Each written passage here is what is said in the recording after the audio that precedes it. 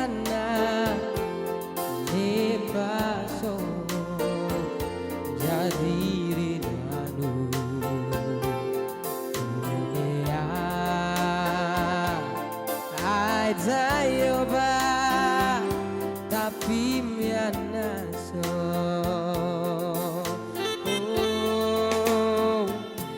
asir lambuku salah radumu somiamu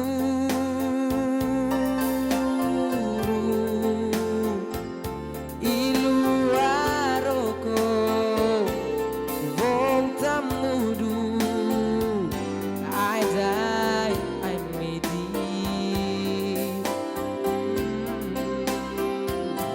asoyambidi asoyasiri I die yo gasolo tana dunia I die yo ba tapi mianaso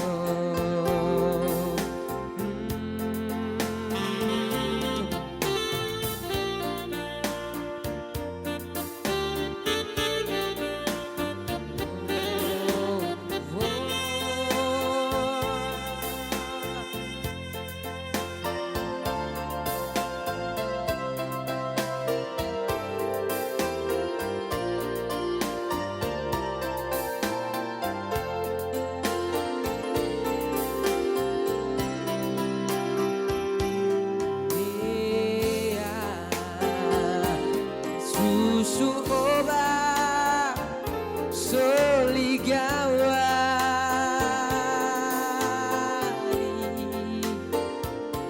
ameng takolo duku aruku somiamuru oh ne asikolo nawarikana ne paso jadi renanu oh nea ajayoba tapi mianaso oh asir lambuku salah radumu somiamu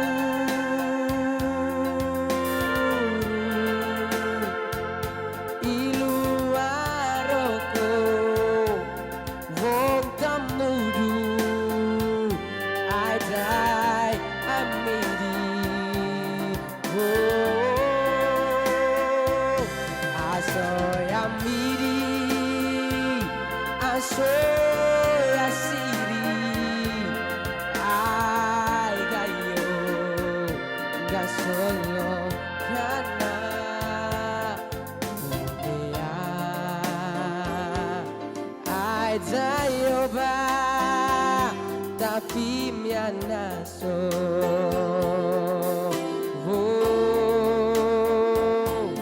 oh nea ay dayoba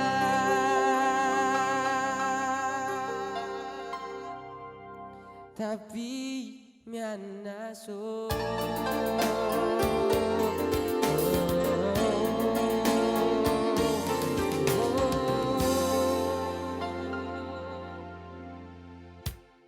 Pemirsa setia TVRI Stasiun Nusa Tenggara Timur. Senang sekali pada kesempatan kali ini saya Koninda Paroka kembali menjumpai Anda tentunya di dalam acara Kemas Budaya. Dan pemirsa, kita baru saja menyaksikan lagu daerah dengan judul Nea yang dibawakan oleh Cesar dan diiringi oleh Kak Rey. Baik pemirsa, saya akan menemani Anda selama 1 jam ke depan. tentunya kita membicarakan kebudayaan yang ada di Nusa Tenggara Timur. Karena seperti yang kita ketahui bahwa Nusa Tenggara Timur merupakan provinsi kepulauan yang tidak hanya dikenal memiliki destinasi wisata yang unik, tetapi juga memiliki keberagaman budaya yang menarik. Oleh karena itu, tema kita kali ini akan membahas kebudayaan yang ada di salah satu pulau di Nusa Tenggara Timur yang dikenal dengan Nusa Kenari atau Pulau Alor. Tema kita hari ini yaitu makna sebuah moko. Dan tentu saja saat ini saya tidak sendiri, saya sudah ditemani oleh narasumber yang sudah ada di samping saya. Langsung saja kita sapa. Selamat datang Bapak Insinyur Ansgerius Takalapeta. Selamat datang Bapak. Selamat. Ya, apa kabarnya? Baik, baik. Oke, luar biasa baik ya Bapak. Ini biasa Bapak disapa Bapak Ans. Bapak Ans. Oke, baik Bapak Ans, mungkin Bapak Ans bisa sapa dulu pemirsa yang ada di rumah. Baik, pemirsa yang saya hormati, salam budaya, salam sehat untuk kita semua. Mari kita terus berusaha untuk membangun Nusa Tenggara Timur dalam keragaman budaya. Oke, baik, terima kasih Bapak Ans. Nah Bapak Ans, tadi seperti yang sudah saya katakan bahwa tema kita hari ini tentang makna sebuah moko. Nah kalau kita berbicara tentang moko, mungkin bagi masyarakat Alor itu bukan hal yang asing lagi. Tapi mungkin bagi pemirsa yang ada di rumah ataupun bagi orang lain itu masih menjadi hal yang asing. Mungkin mereka baru pernah mendengar atau mereka sudah pernah dengar tapi belum tahu apa sebenarnya itu moko. Mungkin bisa Bapak jelaskan. Baik, pemirsa yang saya hormati, moko itu benda kebudayaan dari perunggu yang di Alor kedudukan dan nilainya tersendiri dalam pergaulan sosial budaya masyarakat. Nah, begitu pentingnya moko, sejak dulu itu dipandang sebagai sesuatu yang bernilai dalam kehidupan budaya masyarakat. Oke, baik Bapak. Jadi moko itu merupakan perunggu ya Bapak? Ya. Dan sudah dikenal sejak dahulu. Mungkin Bapak bisa menceritakan nih Bapak asal-usul dari moko itu bisa ada di Alor itu bagaimana Bapak? Baik, moko sebagai benda kebudayaan dari perunggu tentu mengingatkan kita pada zaman perunggu. Kalau zaman sejarah kita dibagi atas zaman batu, lalu masuk zaman logam. Nah, zaman logam itu dimulai dengan zaman tembaga, logam, dan besi. Nah, kita di Indonesia mengenal itu mulai dengan zaman perunggu. Nah, zaman perunggu itu cukup lama, itu 600 sebelum Masehi sampai 300 sebelum Masehi. Jadi itu lama sekali. Itu disebut juga zaman budaya Dongson, zaman perunggu, di mana di Dongson Vietnam Utara lah orang membuat perhiasan-perhiasan, barang-barang dari perunggu, dan salah satunya moko atau nekara ini yang sampai ke Alor. Jadi ceritanya sampai ke Alor itu tentu melalui perdagangan dunia pada waktu itu. Jadi kita juga bisa tahu bahwa sejak dulu kala juga pelayaran laut internasional sudah ada, sehingga ada perdagangan dunia, dan itu dalam perjalanan mungkin dari Dongson yang dibawa oleh pedagang-pedagang dari Cina. Itu pernah di Alor, ceritanya pernah di Alor, mendarat di Alor. Kapalnya justru bawa moko banyak sekali, karam dan moko bisa diambil oleh orang Alor, cukup banyak. Nah, cerita selanjutnya adalah moko itu dipakai sebagai suatu cindera mata ya bagi orang, sebagai simbol pergaulan, simbol kerekatan sosial bagi masyarakat pada saat itu. Dan pada saat kedatangan Belanda, itu moko sudah bernilai sebagai alat tukar, jadi alat tukar bagi masyarakat setempat. Sampai pada saat itu Belanda merasa kesulitan karena harus memperlakukan guldennya Belanda, mata uang Belanda, tapi Moko begitu mereka sebagai di orang Alor. Sehingga pada suatu saat Belanda mengeluarkan aturan bahwa untuk membayar pajak harus pakai moko. Nah, jadi itu perkembangan sampai di situ. Lalu selanjutnya nilai itu berkembang menjadi nilai untuk perangkat mas kawin atau perangkat belis. Gitu. Oke, baik Bapak. Tadi Bapak katakan bahwa ternyata moko ini dari budaya Dongson dibawa oleh pedagang Cina. Nah, kenapa dari pedagang Cina, dari perdagangan ya Bapak, dari pelayaran di laut, itu kenapa sampai sekarang moko bisa menjadi bagian dari masyarakat Alor, bagian yang penting?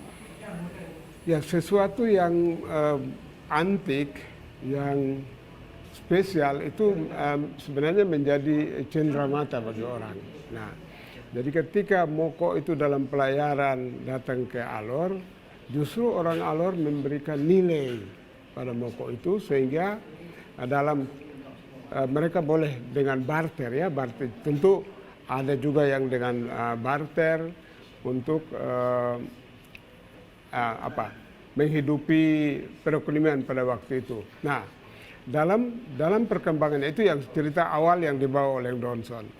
Tapi dalam perkembangannya, setiap orang yang berlayar, berniaga dengan orang Alor, mereka melihat bahwa, oh ternyata moko ini yang mempunyai nilai tukar di Alor.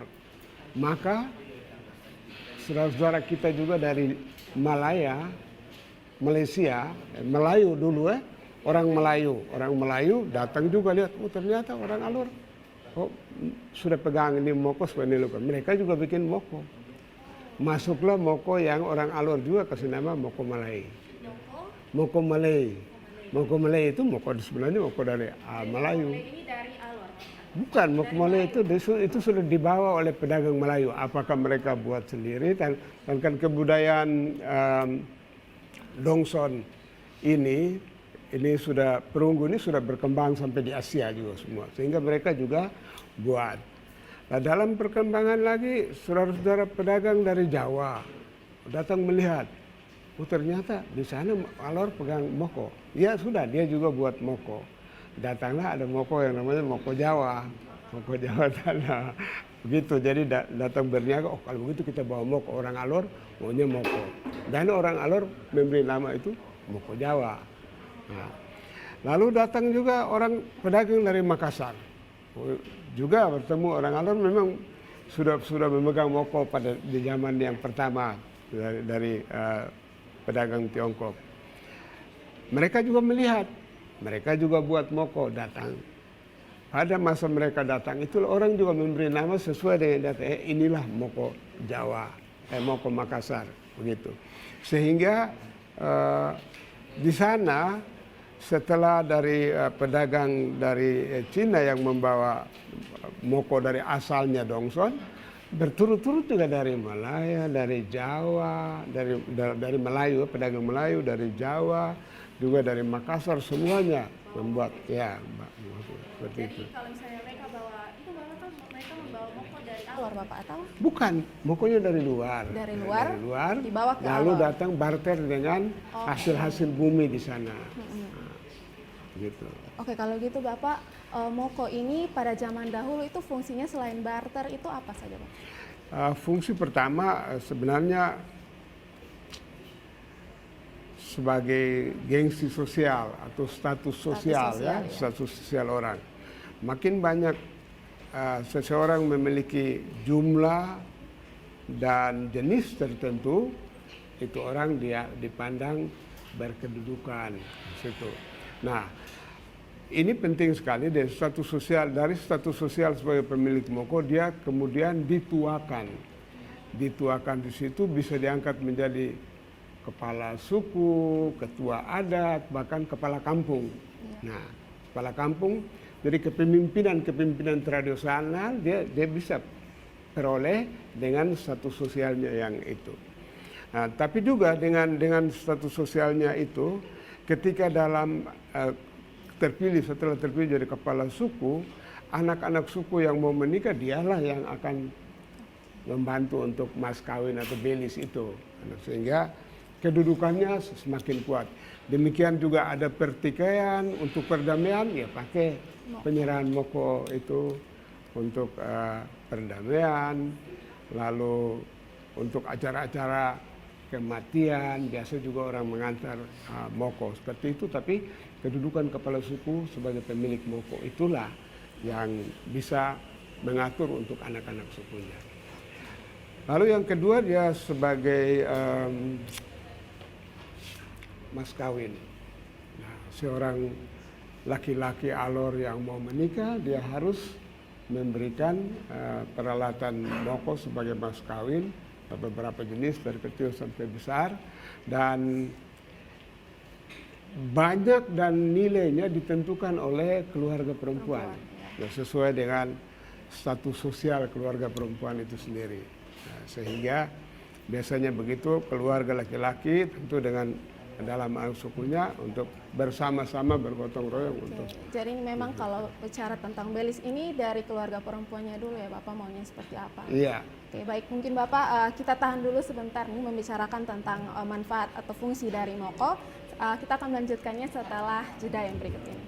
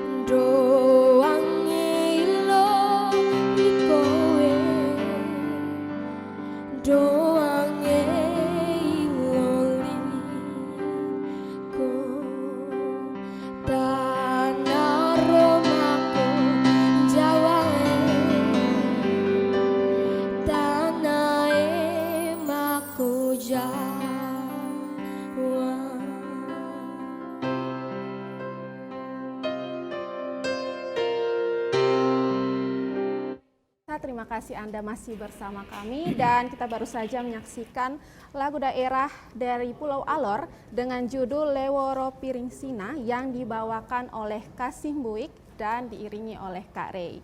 Pemirsa, tadi kita sudah membahas mengenai apa itu Moko, asal-usul Moko, dan juga fungsi Moko. Nah, kita akan melanjutkan perbincangan kita dengan Bapak Ans. Bapak, tadi kita sudah membicarakan tentang fungsi Moko. Yang pertama itu status sosial dan juga sebagai mahar atau belis. Mungkin bisa kita lanjutkan lagi Bapak, apa lagi fungsi Moko itu Bapak?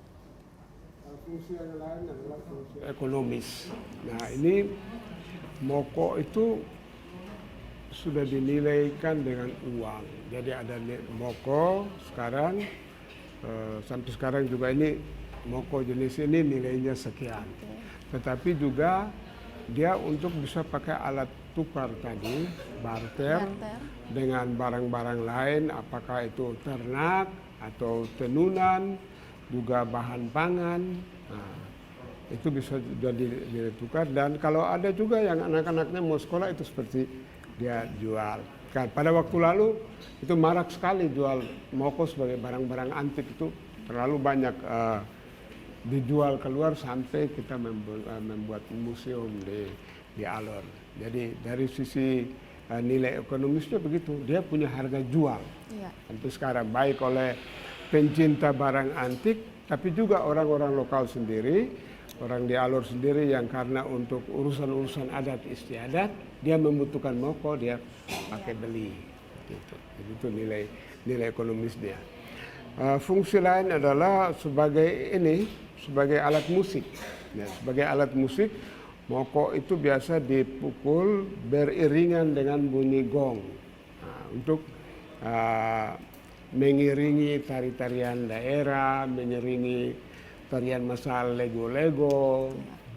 Juga Moko itu dan diiringi gong itu ketika dibunyikan, misalnya perkampungan di sana kan jauh-jauh.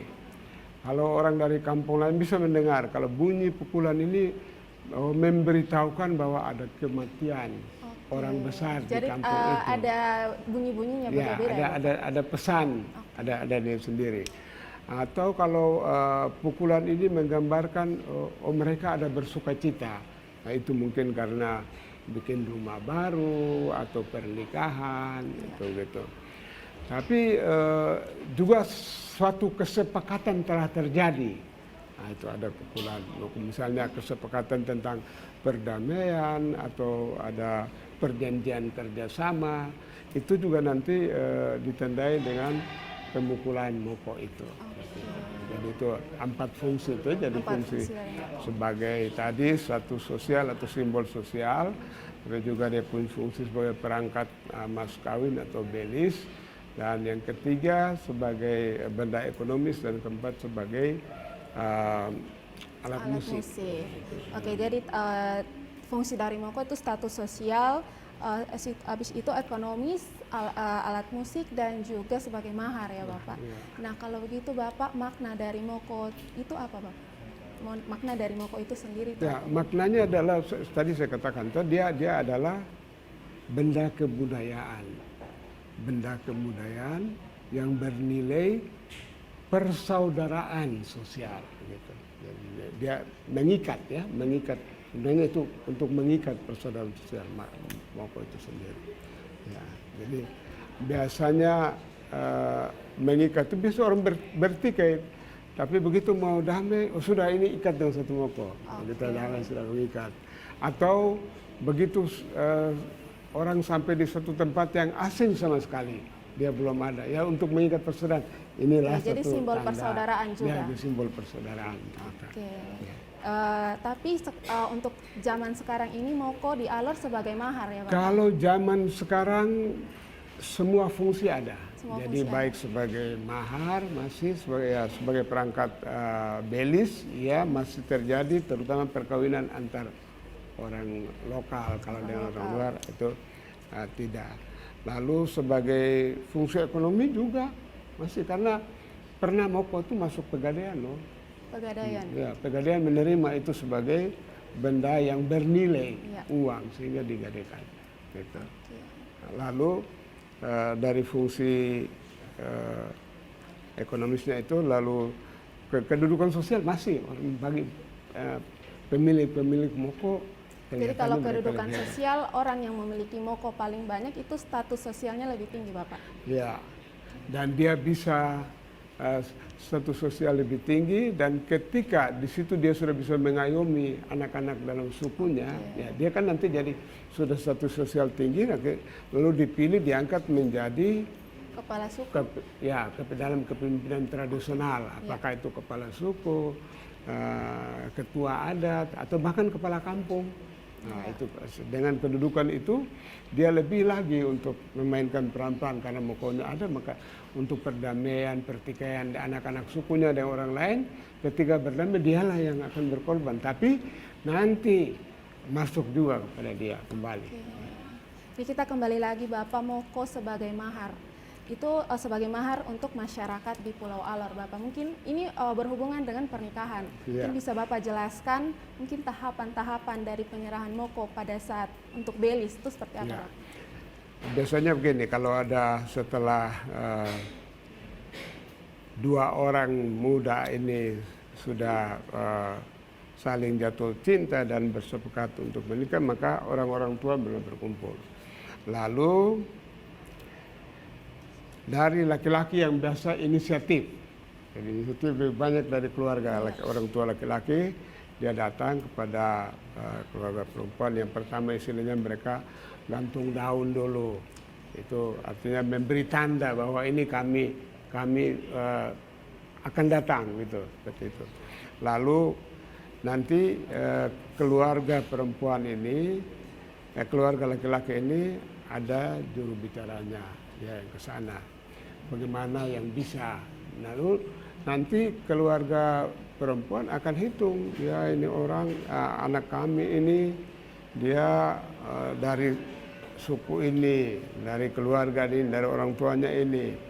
Lalu mereka akan menghitung dan menyepakati kira-kira berapa banyak moko yang harus diberikan, dan itu biasanya dari keluarga perempuan yang sebut. Dan kekuatan apakah mampu tawar menawar dari orang tua dari laki-laki biasanya relatif, karena itu juga kehormatan keluarga, jadi mereka juga tawar menawar juga itu relatif. Tapi begini, dalam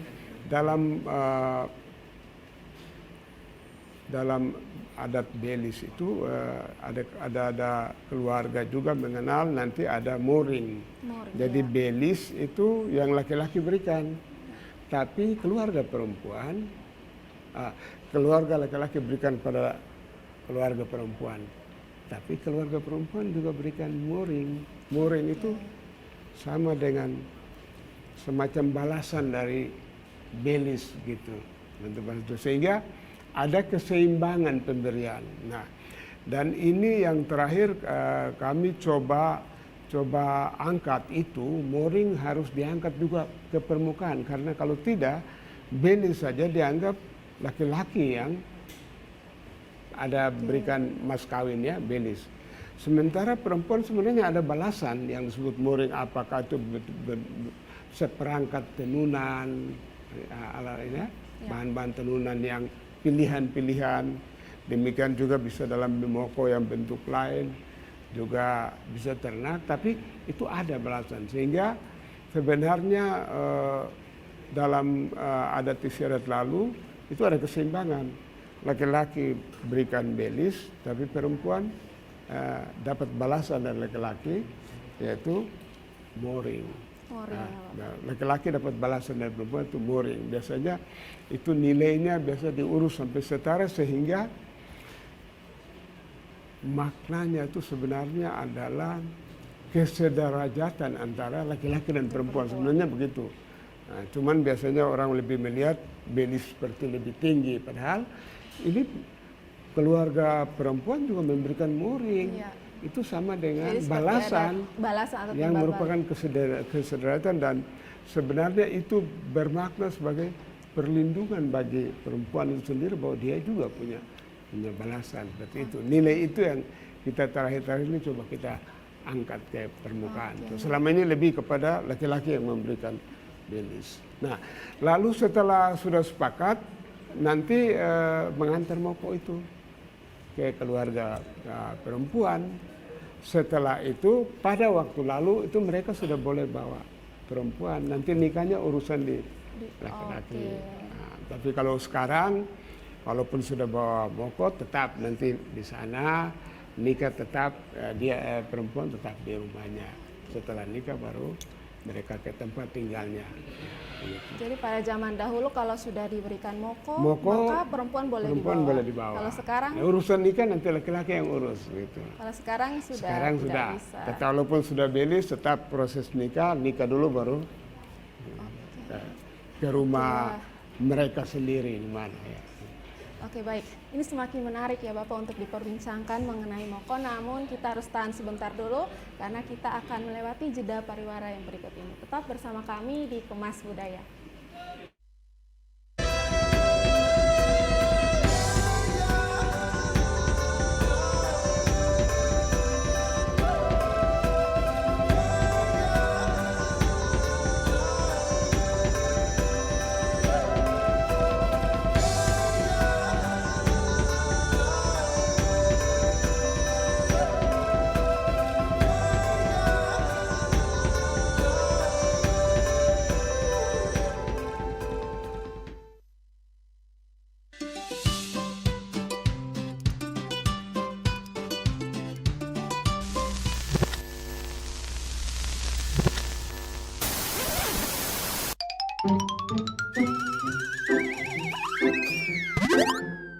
Halo Sobat Digital, aku Modi. Nggak asik kan nonton TV bersemut kayak gini? Ayo segera beralih ke TV digital. Bagaimana ya kalau TV kita belum TV digital? Segera pasang set-top box ke TV analogmu. Yuk coba lihat sekarang. Gambarnya lebih bersih, suaranya lebih jernih, yang pasti canggih dan banyak programnya. Ayo, segera beralih ke TV digital. Bersih, jernih, canggih. Kanan dikit, kanan dikit. Geser lagi. Deso.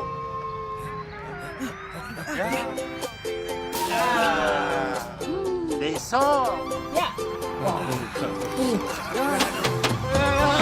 Deso.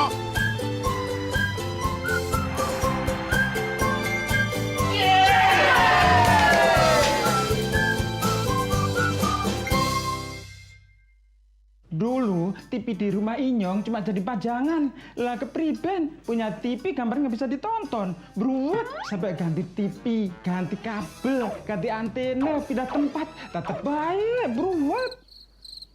Maring sekarang sejak Inyong pakai TV digital, di rumah Inyong jadi rame terus. Gambar TV nggak semutan, suara jernih, celing. Pasangnya gampang, nggak pakai ribet. Ayo pakai TV digital aja, kelalen pasti celing.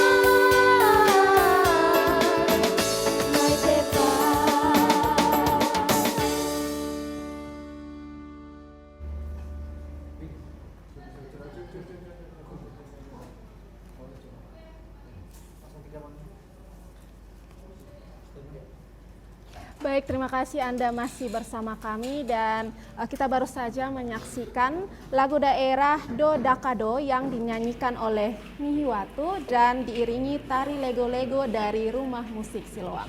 Baik pemirsa, masih bersama saya Koninda Paroka dan juga Bapak Ans. Kita akan melanjutkan perbincangan kita mengenai makna sebuah moko. Baik Bapak, tadi kita sudah berbicara mengenai moko sebagai mahar ya Bapak, proses-prosesnya dan kapan moko itu diberikan. Ini kita sedikit bergeser Bapak tentang peraturan perundang-undangan, perlindungan dan pelestarian moko. Apakah itu ada Bapak? Ya. Undang-undang tentang benda cagar budaya itu ada. Jadi itu undang itu mengatakan benda-benda cagar budaya, benda purbakala itu disimpan di museum daerah di mana ditemukan. Itu. Jadi kalau misalnya moko harus disimpan di Alor, gitu. Jadi di museum Alor. Kalau yang lain juga ditemukan di mana di museum itu. Nah, saya punya pengalaman ketika masih bertugas di Alor, itu nekara besar itu tingginya semeter tuh. Itu pernah dari Alor dibawa ke Museum Kupang, disimpan di Museum Kupang. Nah, itu moko atau nekara yang besar itu ditemukan pada tahun 1972. Itu ada yang dia mimpi bahwa di halamannya ada cangkir, lalu dia macul, dapatlah nekara yang besar itu. Karena waktu itu Alor belum punya museum, maka disimpan di Museum Kupang. Itu sekitar 20-an tahun. Pada tahun 2003 kita bangun museum di Alor. Museum di Alor. Lalu saya laporkan Pak Gubernur, Pak Pitalo waktu itu, Pak Gub bilang, ya menurut undang-undang benda-benda purbakala itu disimpan di museum daerah di mana ditemukan. Jadi boleh bawa kembali ke Alor. Nah, maka tahun 2005 kami bawa lagi moko besar itu ke Alor. Itu karena dasarnya undang-undang yang perlindungan itu. Nah demikian juga di sana banyak pedagang barang antik. Jadi di Alor ada dari luar maupun orang Alor sendiri berdagang barang moko sebagai barang antik yang disukai banyak orang. Jadi banyak sekali waktu itu dijual keluar. Nah, pada satu saat pada tahun 99 itu ada seorang pedagang barang antik datang ke saya waktu itu masih bertugas di Bapak. Saya jual barang antik ini untung sekali. Dan permintaannya banyak sekali.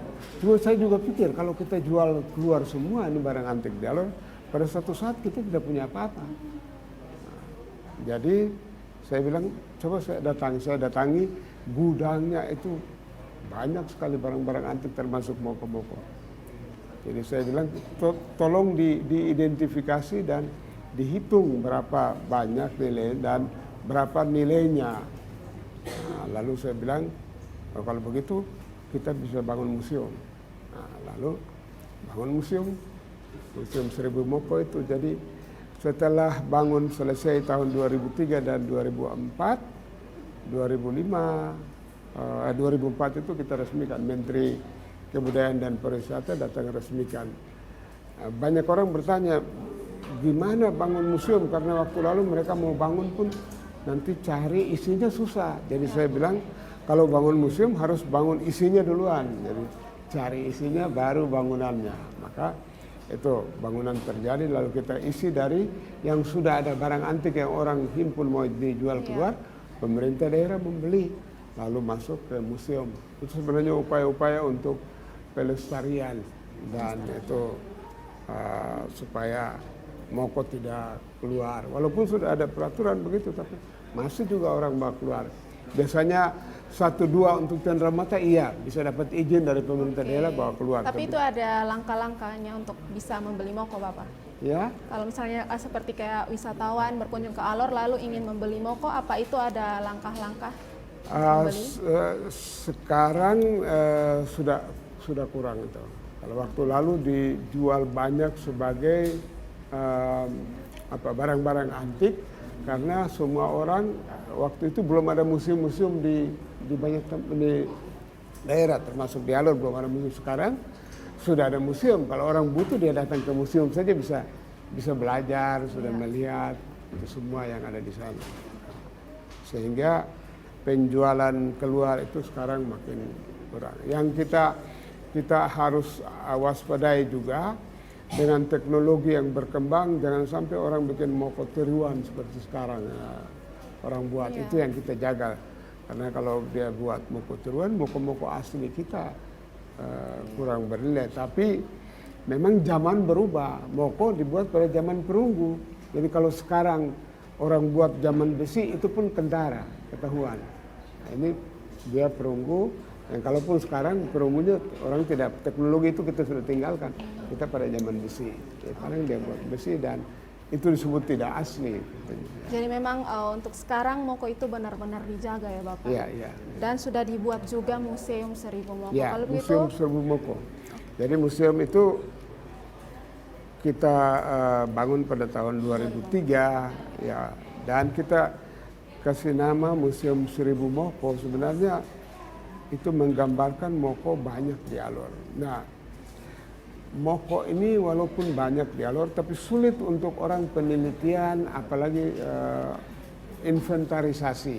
Tidak akan ada orang melapor bahwa saya punya moko sekian, karena itu nanti moko di Alor ada sekian. Tidak ada daftar seperti itu. Kalau sapi bisa kita bilang ini ada sekian sapi. Moko tidak. Nah, jalan yang kami buat waktu itu adalah pada suatu saat berkomunikasi dengan Pegadaian. Pegadaian, apakah bisa moko bisa menjadi ini benda yang digadaikan? Kita pikir bisa. Nah, bagi kami, bagi Pegadaian itu aspek ekonomi. Bagi kami waktu itu adalah ya ini aspek ilmu pengetahuan. Kita mau cari tahu, itu kita survei berapa moko sebenarnya. Jadi dalam waktu 2 bulan saja buka kesempatan itu ada sekitar 800-an moko yang orang bawa ke Pegadaian. Nah, itu pun baru dalam kota Kalabahi dan sekitarnya yang bawa. Nah, gambaran kita kalau dari kota Kalabahi dan sekitarnya 800, maka yang di desa-desa di kecamatan lain banyak sekali, itu lebih dari 1000 bisa dapat. Nah, dengan demikian kita kalau itu moko di Alor banyak. Oke, jadi begitu cara pemerintah di Alor untuk mengumpulkan moko ya Bapak melalui Pegadaian. Oke, mungkin ini menjadi pertanyaan terakhir Bapak, bisa Bapak berikan pesan-pesan kepada kaula muda atau generasi muda yang ada di luar sana, bagaimana cara untuk melestarikan kebudayaan yang kita punya. Ya, pertama untuk melestarikan adalah kita yang sekarang harus mewarisi dulu. Ya. Kita terima ini sebagai warisan budaya, bahwa moko itu punya kedudukan dan nilai persaudaraan di Alor, ya, persaudaraan sosial di Alor. Kita terima itu sebagai satu warisan budaya. Kalau kita terima sebagai satu warisan budaya, kita maknai itu dalam kehidupan tadi dengan 4 fungsi tadi. Ada fungsi status sosial, ada fungsi sebagai peralatan mas kawin, ada fungsi ekonomis, dan ada fungsi alat musik. Nah, dengan kita mewarisi itu, kita menghayatinya dalam kehidupan sekarang, dan dengan demikian kita bisa wariskan kepada generasi yang akan datang. Jadi ini sebenarnya dia antar generasi. Kalau sekarang seperti anak-anak tadi yang menyanyi, kalau mereka tidak mewarisi budaya ini, tidak mungkin dia akan wariskan ke sana. Ya. Ya. Untuk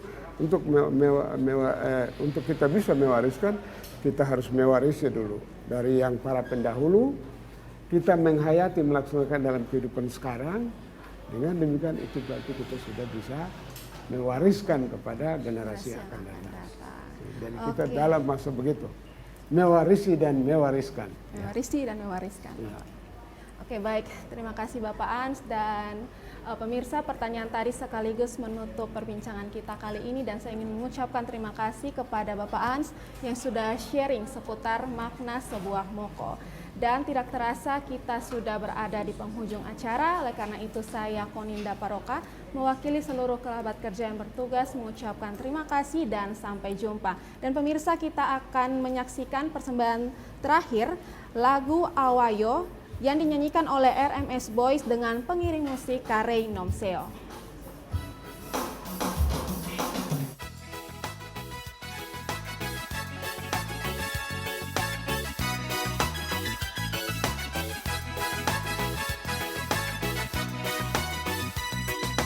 Awayo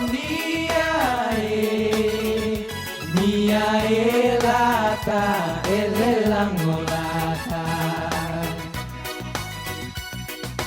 Awayo niae lata elelangolata. Tuang palima bali goyang Ariam balelang takoniae niae lata elelangolata.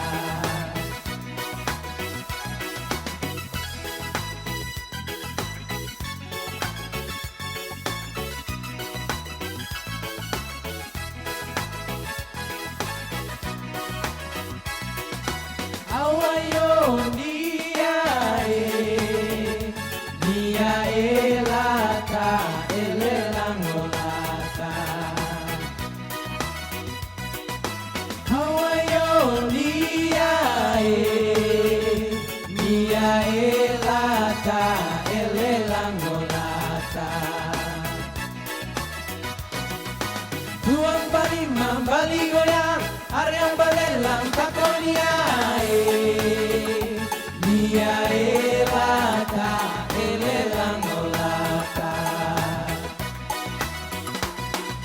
Kembali berhimpun jadi satu rumpun, bernyanyi bersantun terus mengaluh. Kita hitam buah kenari, karena gecam mari kemari dan tahan. Perbaikan langkah masuk arena, buktikan dirimu untuk semua persada, wujudkan daerah. Gonna go, lepaskan barisanlah kita.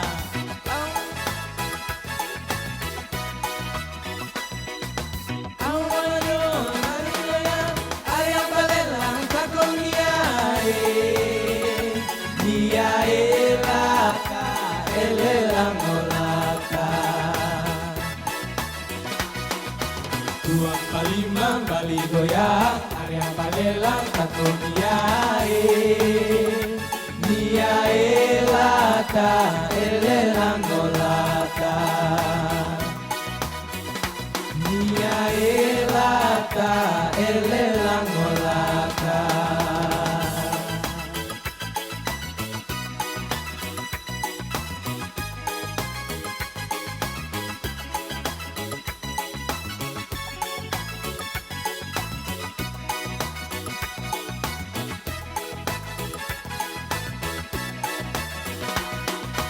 Tuang palima bali goyang Ariam balelang takoniae niae lata elelangolata. Tuang palima bali goyang Ariam balelang takoniae niae